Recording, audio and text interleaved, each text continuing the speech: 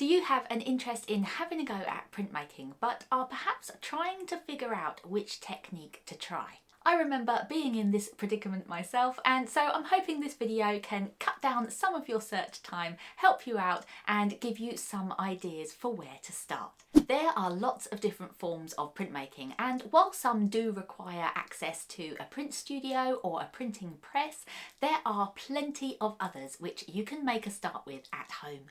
I'm focusing on 5 of these at-home friendly types of printmaking so that you can feel empowered to jump right in.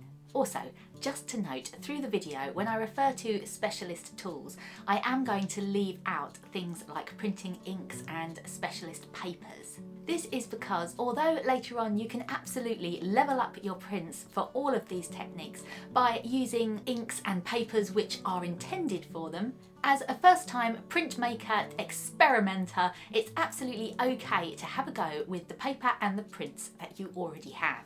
You can always invest in more focused materials and tools later on if you end up liking the process.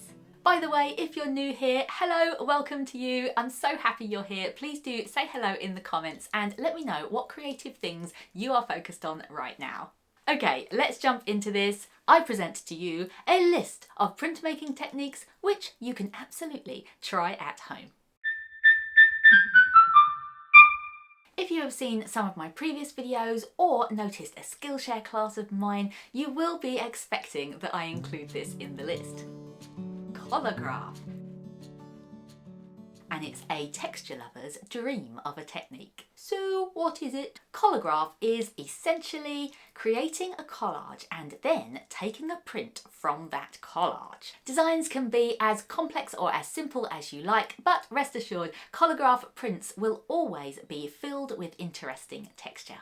So here are the pros for this technique. Very few specialist materials are needed for Collagraph at home. You can create a whole collage design simply out of cardboard and glue if you like. But you can also get experimental by adding things like wool and sandpaper and tin foil. The process can therefore act a little bit like recycling too, because you can use up old pieces of cardboard and packaging and just get creative with whatever you can find lying around your house. So what about the cons? Well, over on the flip side, it is good to bear in mind that Collagraph can be quite a slow process, especially in the building stage, depending on how intricate you get with the design or what materials you decide to use. Certain materials will need to be sealed on your design before you can take a print from them, with something like shellac or varnish, which can add on a little bit of drying time. Although there is a method which can cut out this sealing step when you're first getting started. If you want to check it out, have a look at this video.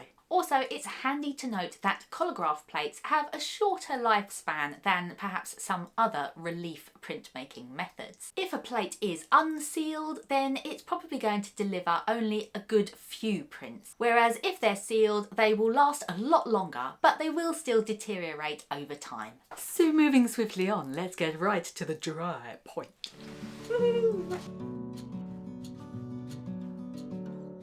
This is one of my favourite types of printmaking, and if you enjoy drawing, then it might be the one for you to try. Drypoint is exactly what it sounds like. You have a dry point like this, and you scratch a design into a piece of plastic or metal. You then fill those scratches that you've made with ink, and these are what create the print when paper is pressed against them. So the pros of Drypoint are: the only specialist tool involved in at-home Drypoint is the etching needle, like you've just seen.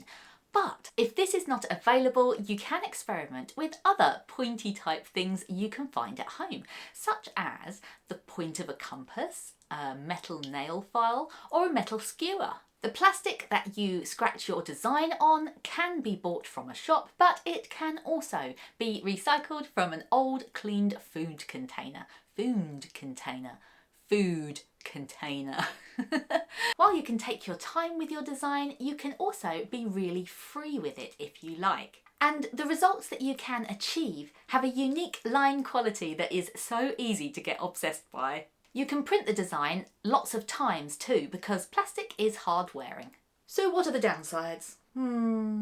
Well, depending on the type of plastic that you're using and the type of pointy tool that you're scratching with, you may end up with some screechy, scratchy kind of noises as you create your design.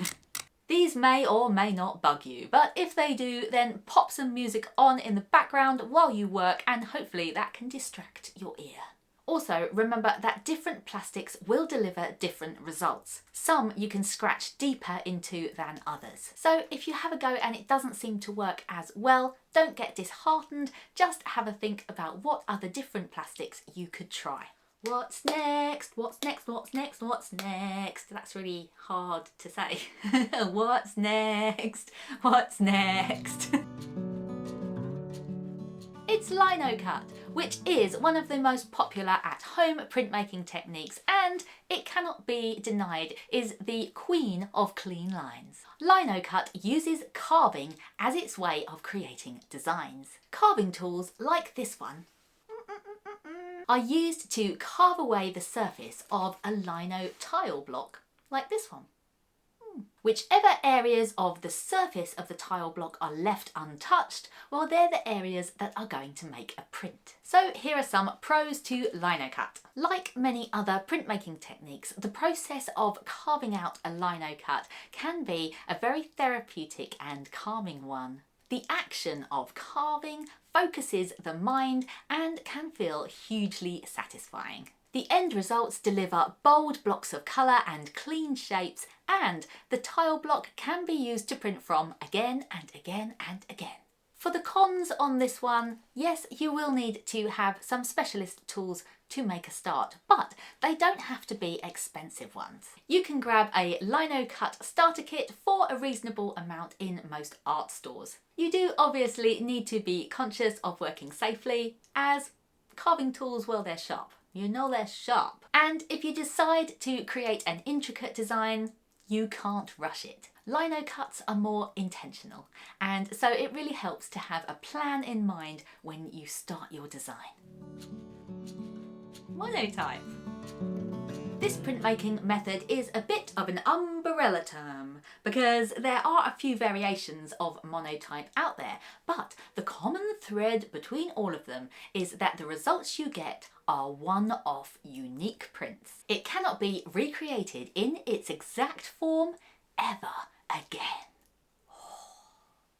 Monotypes are made by creating a design on a shiny surface with ink and then laying paper on top of it to take a print. There are different versions of this, such as additive, reductive, trace monotype. You can check out other videos that I've made if you're interested in any of those, but they all allow for more painterly expressive printmaking results. So the benefits to monotype are, if you want to have a more spontaneous kind of printmaking playtime, monotype printing can be quite speedy. It allows for being more experimental and are great for those times when you don't really have a plan in mind, but you just want to have a printmaking session and just see what happens. It's pretty accessible too, in that the only specialist tools you really need are a shiny surface to work on and a roller. But there are alternatives you might be able to find at home which can sub in for those things. On the downside of monotype, if you enjoy taking your time on a design, then monotype, it might be a bit tricky depending on the type of paints or inks that you are working with. You only have a certain time frame to work in before the paints or the inks start to dry out and then become unprintable. So if you're looking for a more precise kind of process, then perhaps monotype isn't the one that you want to try first. The obvious other downside is that you only get one shot. Do not miss your chance to blow. Once you've created your design, you'll only get one print out of it, so it's a lesson in letting go. But this can also be seen as a pro, because being forced to embrace surprise, imperfection, and just trying again, it can be rather liberating. And so here we are, we have reached screen printing. The last one in our list is screen printing, and this one is its own unique, intriguing little beastie. It can create both super clean graphic style designs as well as more experimental abstract ones, and all with the help of a squeegee, which is never not fun to say. But let's dive into what screen printing actually is. Screen printing is when you have a mesh screen like this one. You get to splodge paint on your mesh, you get to pull it down with the squeegee, pushing the paint evenly through all of those teeny tiny holes and generally feeling hugely pleased with yourself. It's a form of printmaking which can create unique prints just like the monotypes, and yet also, with the help of stencils and emulsions later on, can also create multiple print runs like the relief and intaglio styles. So off we go to the pro list. It can be a lot of fun, especially if you're in an experimental mood. Creating abstract colour mashes can be very freeing and is a speedy process.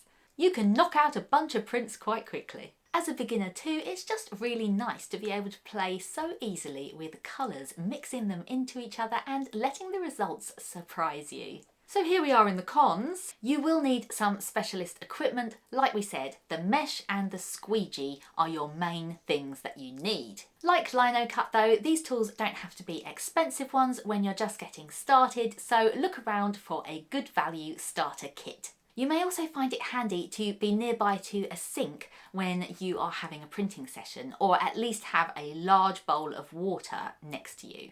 This is because if paint is left on the mesh to dry, either in between prints or afterwards, you will run into trouble later on.